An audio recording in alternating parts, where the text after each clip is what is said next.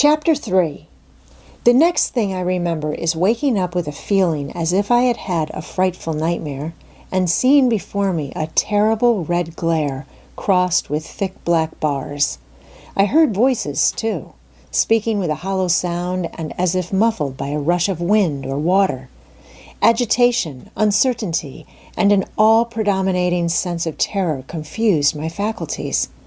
Ere long, I became aware that someone was handling me, lifting me up and supporting me in a sitting posture, and that more tenderly than I had ever been raised or upheld before. I rested my head against a pillow or an arm and felt easy. In 5 minutes more, the cloud of bewilderment dissolved.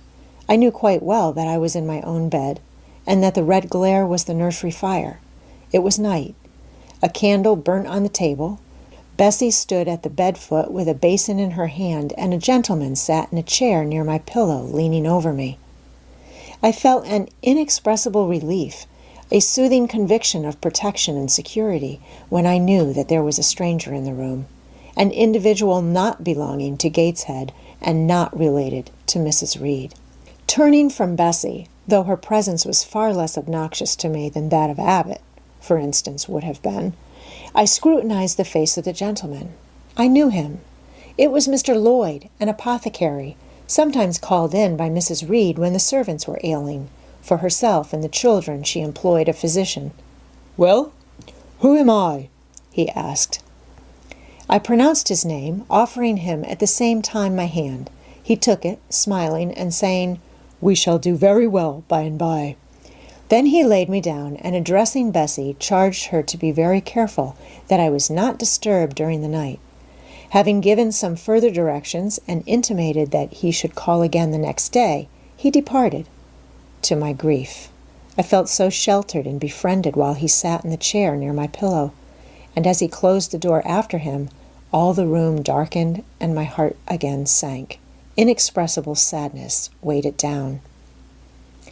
"Do you feel as if you should sleep, miss?" asked Bessie rather softly. Scarcely dared I answer her, for I feared the next sentence might be rough. "I will try." "Would you like to drink, or could you eat anything?" "No, thank you, Bessie." "Then I think I shall go to bed, for it is past 12 o'clock, but you may call me if you want anything in the night." Wonderful civility, this! It emboldened me to ask a question. "Bessie, what is the matter with me? Am I ill?" "You fell sick, I suppose, in the Red Room with crying. You'll be better soon, no doubt." Bessie went into the housemaid's apartment, which was near. I heard her say, "Sarah, come and sleep with me in the nursery. I daren't for my life be alone with that poor child tonight. She might die. It's such a strange thing she should have that fit. I wonder if she saw anything. Mrs. was rather too hard." Sarah came back with her. They both went to bed. They were whispering together for half an hour before they fell asleep. I caught scraps of their conversation, from which I was able only too distinctly to infer the main subject discussed. Something passed her, all dressed in white, and vanished. A great black dog behind him. 3 loud raps on the chamber door. A light in the churchyard just over his grave, etc., etc. At last, both slept. The fire and the candle went out. For me, the watches of that long night passed in ghastly wakefulness. Ear, eye, and mind were alike, strained by dread. Such dread as children only can feel. No severe or prolonged bodily illness followed this incident of the Red Room. It only gave my nerves a shock of which I feel the reverberation to this day. Yes, Mrs. Reed, to you I owe some fearful pangs of mental suffering, but I ought to forgive you, for you knew not what you did. While rending my heartstrings, you thought you were only uprooting my bad propensities. Next day, by noon, I was up and dressed, and sat wrapped in a shawl by the nursery hearth. I felt physically weak and broken down, but my worst ailment was an unutterable wretchedness of mind, a wretchedness which kept drawing from me silent tears. No sooner had I wiped one salt drop from my cheek than another followed. Yet I thought I ought to have been happy, for none of the Reeds were there. They were all gone, out in the carriage with their mamma. Abbott, too, was sewing in another room, and Bessie, as she moved hither and thither, putting away toys and arranging drawers, addressed to me every now and then a word of unwonted kindness. This state of things should have been to me a paradise of peace, accustomed as I was to a life of ceaseless reprimand and thankless fagging. But, in fact, my racked nerves were now in such a state that no calm could soothe, and no pleasure excite them agreeably. Bessie had been down into the kitchen, and she brought up with her a tart on a certain brightly painted china plate, whose bird of paradise, nestling in a wreath of convolvuli and rosebuds, had been wont to stir in me a most enthusiastic sense of admiration, and which plate I had often petitioned to be allowed to take in my hand in order to examine it more closely, but had always hitherto been deemed unworthy of such a privilege. This precious vessel was now placed on my knee, and I was cordially invited to eat the circlet of delicate pastry upon it. Vain favor, coming like most other favors long deferred and often wished for, too late. I could not eat the tart, and the plumage of the bird, the tints of the flowers, seemed strangely faded. I put both plate and tart away. Bessie asked if I would have a book.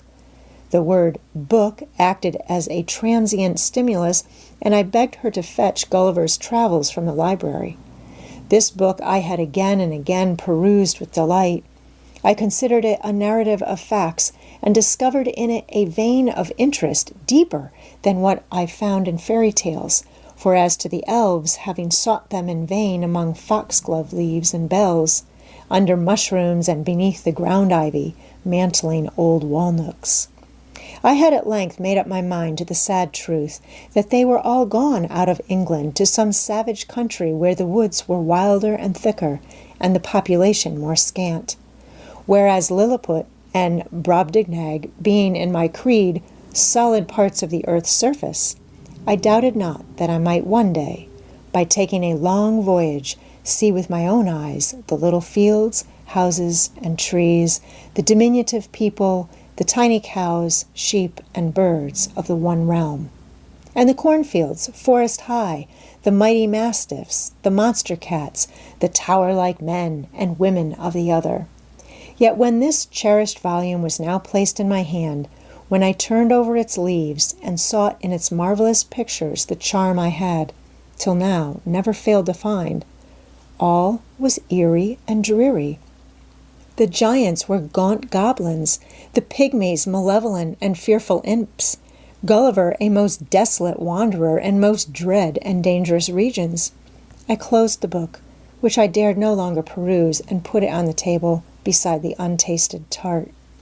Bessie had now finished dusting and tidying the room, and having washed her hands, she opened a certain little drawer full of splendid shreds of silk and satin, and began making a new bonnet for Georgiana's doll. Meantime, she sang. Her song was, "In the days when we went gypsying, a long time ago." I had often heard the song before, and always with lively delight, for Bessie had a sweet voice. At least I thought so. But now, though her voice was still sweet, I found in its melody an indescribable sadness. Sometimes, preoccupied with her work, she sang the refrain very low, very lingeringly. "A long time ago," came out like the saddest cadence of a funeral hymn. She passed into another ballad, this time a really doleful one. "My feet they are sore, and my limbs they are weary. Long is the way, and the mountains are wild. Soon will the twilight close moonless and dreary over the path of the poor orphan child. Why did they send me so far and so lonely, up where the moors spread and gray rocks are piled? Men are hard-hearted, and kind angels only watch over the steps of a poor orphan child. Yet distant and soft the night breeze is blowing, clouds there are none, and clear stars beam mild. God, in his mercy, protection is showing, comfort and hope to the poor orphan child. Even should I fall o'er the broken bridge passing, or stray in the marshes by false lights beguiled, still will my Father, with promise and blessing, take to his bosom the poor orphan child. There is a thought that for strength should avail me, though both of shelter and kindred despoiled. Heaven is a home, and a rest will not fail me. God is a friend to the poor orphan child. "Come, Miss Jane, don't cry," said Bessie as she finished. She might as well have said to the fire, "Don't burn!" And how could she divine the morbid suffering to which I was a prey? In the course of the morning, Mr. Lloyd came again. "What? Already up?" said he as he entered the nursery. "Well, nurse, how is she?" Bessie answered that I was doing very well. "Then she ought to look more cheerful. Come here, Miss Jane. Your name is Jane, is it not?" "Yes, sir. Jane Eyre." "Well, you have been crying, Miss Jane Eyre. Can you tell me what about? Have you any pain?" "No, sir." "Oh, I dare say she is crying because she could not go out with Missus in the carriage," interposed Bessie. "Surely not. Why, she is too old for such pettishness." I thought so too, and my self-esteem being wounded by the false charge, I answered promptly, "I never cried for such a thing in my life. I hate going out in the carriage. I cry because I am miserable." "Oh, fie, miss," said Bessie. The good apothecary appeared, a little puzzled. I was standing before him. He fixed his eyes on me very steadily. His eyes were small and gray, not very bright, but I dare say I should think them shrewd now. He had a hard-featured, yet good-natured-looking face. Having considered me at leisure, he said, "What made you ill yesterday?" "She had a fall," said Bessie, again putting in her word. "Fall? Why, that is like a baby again. Can't she manage to walk at her age? She must be 8 or 9 years old." "I was knocked down," was the blunt explanation jerked out of me by another pang of mortified pride. "But that did not make me ill," I added, while Mr. Lloyd helped himself to a pinch of snuff. As he was returning the box to his waistcoat pocket, a loud bell rang for the servants' dinner. He knew what it was. "That's for you, nurse," said he. "You can go down. I'll give Miss Jane a lecture till you come back." Bessie would rather have stayed, but she was obliged to go because punctuality at meals was rigidly enforced at Gateshead Hall. "The fall did not make you ill. What did then?" perused Mr. Lloyd when Bessie was gone. "I was shut up in a room where there is a ghost till after dark." I saw Mr. Lloyd smile and frown at the same time. "Ghost? What? You are a baby after all. You are afraid of ghosts?" "Of Mr. Reed's ghost I am. He died in that room and was laid out there. Neither Bessie nor anyone else will go into it at night, if they can help it. And it was cruel to shut me up alone without a candle. So cruel that I think I shall never forget it." "Nonsense! And is it that makes you so miserable? Are you afraid now in daylight?" "No, but night will come again before long, and besides, I am unhappy, very unhappy for other things." "What other things? Can you tell me some of them?" How much I wished to reply fully to this question. How difficult it was to frame any answer. Children can feel, but they cannot analyze their feelings, and if the analysis is partially affected in thought, they know not how to express the result of the process in words. Fearful, however, of losing this first and only opportunity of relieving my grief by imparting it, I, after a disturbed pause, contrived to frame a meager, though as far as it went, true response. "For one thing, I have no father or mother, brothers or sisters." "You have a kind aunt and cousins." Again I paused, then bunglingly announced, "But John Reed knocked me down, and my aunt shut me up in the Red Room." Mr. Lloyd a second time produced his snuff-box. "Don't you think Gateshead Hall a very beautiful house?" asked he. "Are you not very thankful to have such a fine place to live at?" "It is not my house, sir, and Abbot says I have less right to be here than a servant." "Pooh!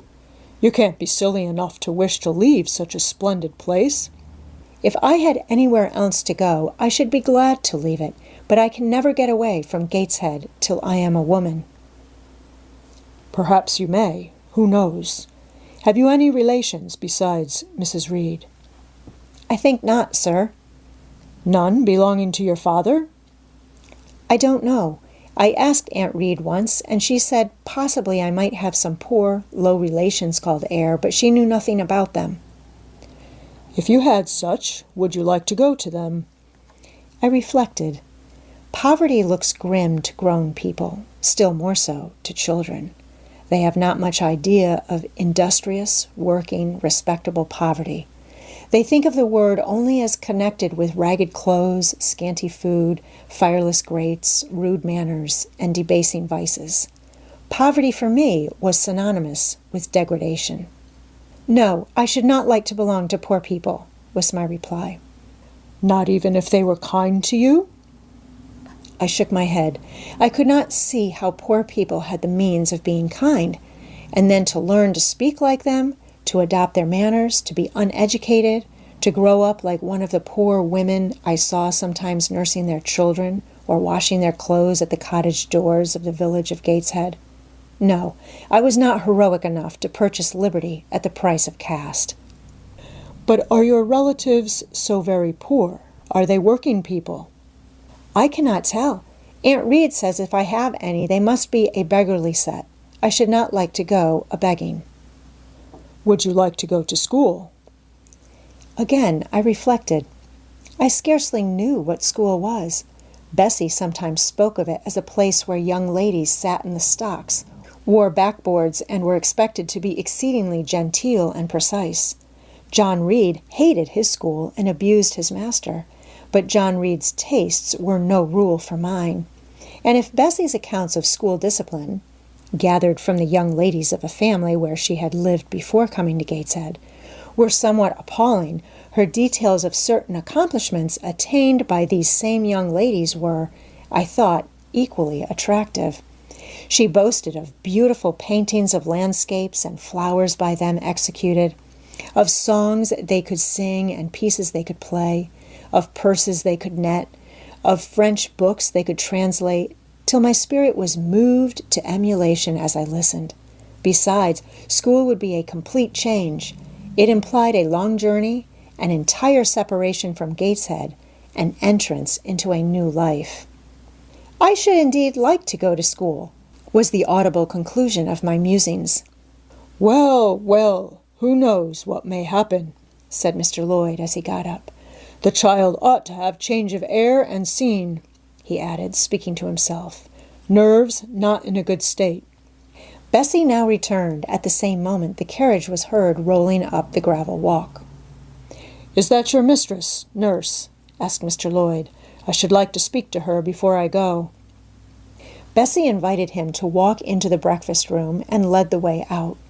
In the interview which followed between him and Mrs. Reed, I presume, from after occurrences, that the apothecary ventured to recommend my being sent to school, and the recommendation was no doubt readily enough adopted, for as Abbot said, in discussing the subject with Bessie when both sat sewing in the nursery one night, after I was in bed, and as they thought asleep, "Mrs. was," she dared say, "glad enough to get rid of such a tiresome, ill-conditioned child, who always looked as if she were watching everybody and scheming plots underhand." Abbot, I think, gave me credit for being a sort of infantine Guy Fawkes.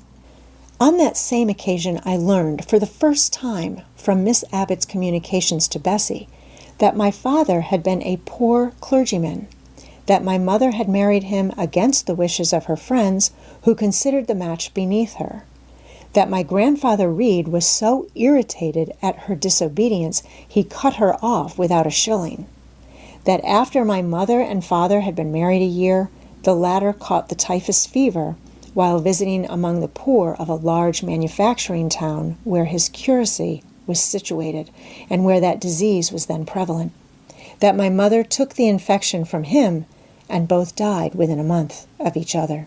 Bessie, when she heard this narrative, sighed and said, "Poor Miss Jane is to be pitied, too, Abbot." "Yes," responded Abbot, "if she were a nice, pretty child, one might compassionate her forlornness, but one really cannot care for such a little toad as that." "Not a great deal, to be sure," agreed Bessie. "At any rate, a beauty like Miss Georgiana would be more moving in the same condition." "Yes, I dote on Miss Georgiana," cried the fervent Abbot. "Little darling, with her long curls and her blue eyes, and such a sweet color as she has, just as if she were painted. Bessie, I could fancy a Welsh rabbit for supper." "So could I, with a roast onion. Come, we'll go down." They went.